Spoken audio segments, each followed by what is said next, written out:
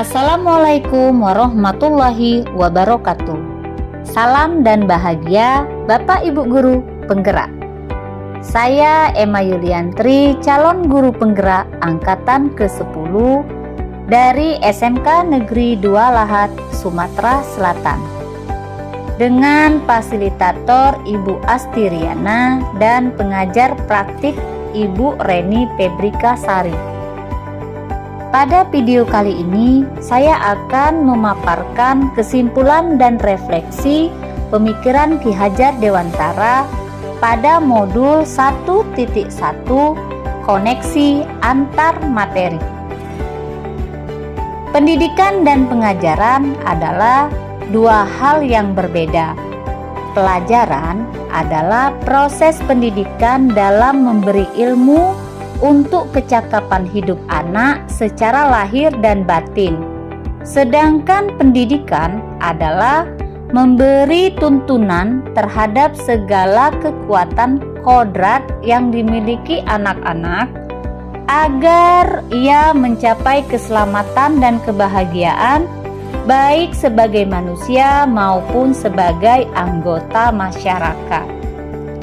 Jadi pendidikan itu menciptakan ruang bagi murid untuk tumbuh secara utuh agar mampu memuliakan dirinya dan orang lain serta hidup menjadi seorang yang mandiri. Sebelum mempelajari modul 1.1 tentang pemikiran Ki Hajar Dewantara, pembelajaran yang saya lakukan hanya sebatas transfer materi pelajaran saja. Lalu, saya hanya melihat hasil nilai evaluasi atau asesmen materi murid sebagai hasil akhir ukuran kemampuan mereka. Sehingga ketuntasan materi lebih penting daripada kemampuan potensi lainnya. Selain itu, saya beranggapan bahwa murid hanya sebagai objek pembelajaran saja, sehingga pembelajaran terpusat pada guru atau teacher center. Saya tidak memperdulikan apakah murid saya sudah benar-benar paham ataukah belum, karena bagi saya yang terpenting materi selesai saya berikan atau saya sampaikan. Sebelumnya, saya juga menganggap bahwa keberhasilan pembelajaran murid saya adalah pencapaian nilai KKM. Sehingga saya pun sering tidak puas jika banyak murid saya yang tidak tuntas nilai KKM setelah melakukan asesmen atau evaluasi. Namun setelah saya mempelajari modul 1.1 tentang pemikiran Ki Hajar Dewantara, saya menyadari bahwa apa yang saya pikirkan dan lakukan selama ini tidaklah tepat. Seharusnya saya melakukan proses pembelajaran secara menyeluruh, bukan hanya aspek kognitif saja, namun juga aspek psikomotor, spiritual, sosial, dan budaya. Murid bukanlah sebagai objek pembelajaran, melainkan subjek pembelajaran, yang mana murid memiliki kebebasan dalam berekspresi, menyampaikan pendapat, dan berkreasi. Dalam pembelajaran, dan guru hanya berperan sebagai fasilitator dalam pembelajaran.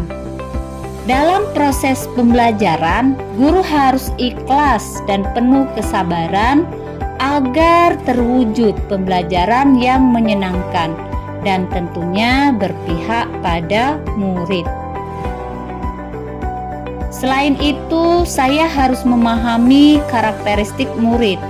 Karena setiap anak lahir dengan kelebihan dan kekurangannya masing-masing. Atau kekurangan itu yang berbeda ya. Saya harus menghargai setiap karakter murid saya dan memberi mereka kesempatan untuk tumbuh sesuai dengan kodratnya. yang dapat segera saya terapkan dalam pembelajaran di kelas antara lain merancang pembelajaran yang interaktif dan menyenangkan dengan melibatkan murid sebagai subjek pembelajaran atau student center. Berikutnya saya akan menerapkan pembelajaran abad 21 yaitu berpikir kritis, kreatif, komunikatif, dan kolaboratif. Dengan berpegang teguh pada konsep pembelajaran yang memerdekakan anak, pembelajaran tidak lagi menuntut, melainkan menuntun. Karena tugas guru adalah memberi tuntunan atau arahan yang baik kepada murid, sehingga pembelajaran yang berpihak pada murid dapat tercipta dengan baik. Demikian paparan dari saya. Semoga video ini dapat menginspirasi. Salam dan bahagia, Ibu Bapak Guru Penggerak. Wassalamualaikum warahmatullahi wabarakatuh.